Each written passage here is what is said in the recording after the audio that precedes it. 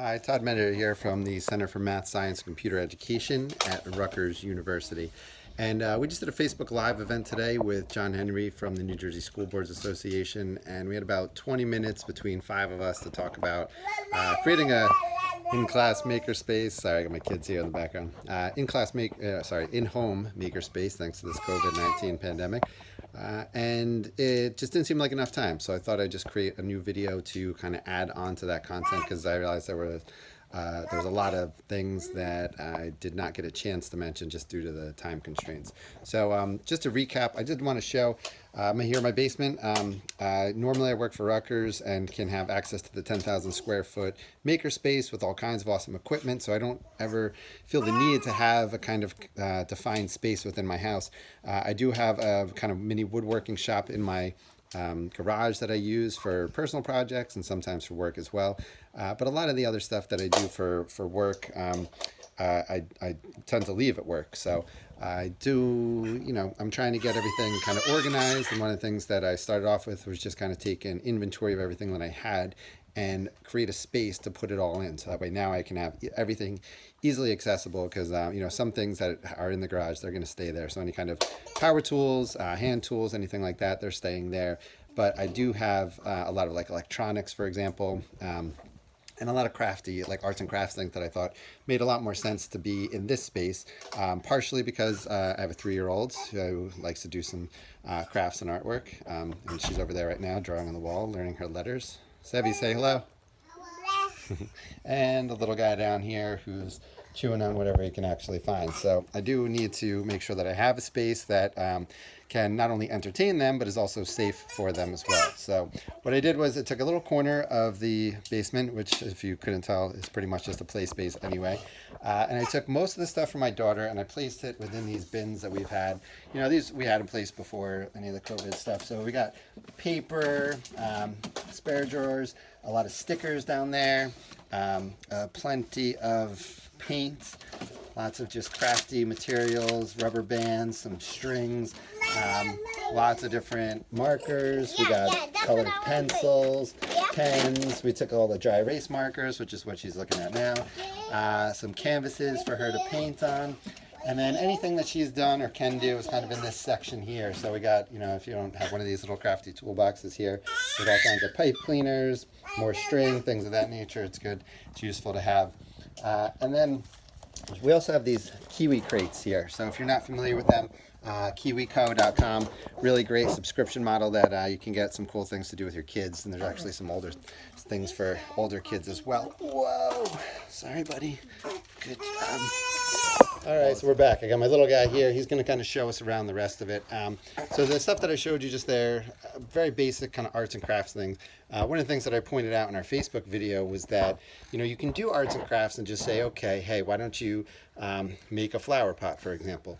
Or you can frame it slightly differently so that way your kids are a little bit more challenged and have a design challenge and problem solving skills are built out of it, as opposed to kind of like step by step, follow the instructions, have them come up with solutions to the problem. So instead of saying make a flower pot, you can say something like, all right, so let's plant some flower seeds, and then we want to put them outside on the deck or wherever, and it has to withstand the elements, rain, wind, everything that happens outside. So what do you make, right? How do you design and make something that's going to survive the outdoor weathers and be able to adequately house the flowers? So, it has to have a little bit of drainage at the bottom, has to have the right depth for the plant, that kind of thing. So do an inventory, figure out what you have, work within the constraints of what you're limited to. Don't feel the need to go to Lowe's under these circumstances in particular to get any extra supplies, and see if you can solve that problem. We found some cement in our garage, so that's our flower pot right there. We took the cement, obviously mixed it, and realized that we needed like a really cool mold for it, so we came up with some different ideas, ended up pouring it into an old coffee bag of coffee beans, and it came up with that kind of cool design and shape, and we tied a little rope around the middle of it, so it's got like this little squeeze and more vase-like look, and it looks like it's still wet. Okay, one more time. Here you go. Right? Okay, so anyway, back to our home makerspace though. So one of the things that I didn't mention in the video was I really like the idea of having some inspiration around you, right? So not only did you collect all of your tools and equipment, so again, anything that I can grab that made sense to be around my kids, and that made sense to be down here. So scissors, zip ties, hot glue, some smaller screwdrivers, things like that. But also, what's going to inspire you to keep making or to start making. So collect anything that you have that's going to help you with that. So any book that I had, right? So Makerspace project books, every book on Arduino that I had, makers, wireless sensors, and then projects that I've done in the past. Some of the things that you'll see here, like that lockbox, that's a KiwiCo crate bought one. This is a Bluetooth speaker that we made for one of the projects I did with Rutgers. It just happened to be things that I had on hand. And then I grabbed as much as I could in terms of all the electronics that I had. And I'm still trying to go through and organize everything. So you'll see I have just boxes of random stuff. And this is just like a kind of collection of things that I've obtained over the years through projects that I've done. A lot of times, all the time, whenever I wanted to keep a project with my students that I was working on in high schools that I worked at in the past, I would purchase the materials myself, knowing full well that, all right, here's something that when I'm done with it, I'm going to keep it. So here, for example, this is one of my favorite projects. Maybe I'll actually have some time to fix it. We'll see.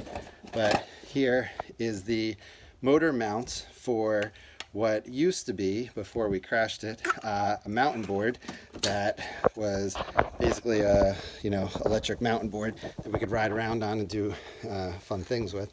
But it crashed into a wall and the entire axle broke. So until I can figure out a way to fix that, we're just going to play with the motors for now. So again, just get anything that you can, get inspiration, whatever materials that you can find, put it all together and find a nice safe space for it. The one thing that I do know that I'm lacking down here, besides some peace and quiet and some time, just kidding, say hi. The one thing that I did notice, and I feel, I knew this kind of before, but that I'm really lacking down here is surface. No, it's not. We have plenty of that. It's getting hungry. It's surface area, right? So I need more of a space to work on these projects. So I had this desk that I made a while ago, and it's just not enough room, right? So I do have to figure out a way, again, how do I avoid going to Lowe's to do this? I do have a fold-out table that is currently occupied with all of our seed starting kits sitting by a window, which we should be able to utilize soon, so that should solve the problem. But whatever you can find, because obviously you don't want to be doing the stuff on the ground, on the floor, lying on there doing any projects. So check that out. And so now that you have the space, you're doing some spring cleaning anyway, just grab what you can, put it all in the same spot, nice and convenient, and it's cool to have in general. And then what we can do going forward is we can do that too. We can get some cool projects going. So I'll give you some design challenges, some ideas, and we'll kick it off that way and see, how do we not only keep ourselves and our children occupied, but how do we ensure that there's learning going on at the same time, right? So it's one thing to just say, okay, here, make this and let them go. But there's a different aspect to it when you try to encourage problem-solving skills and add something like communication onto it, right? So how do you document the work that you're doing and share it out to people as well? So we'll be walking through a couple of those too, so stay tuned, all right? So bye. Bye-bye.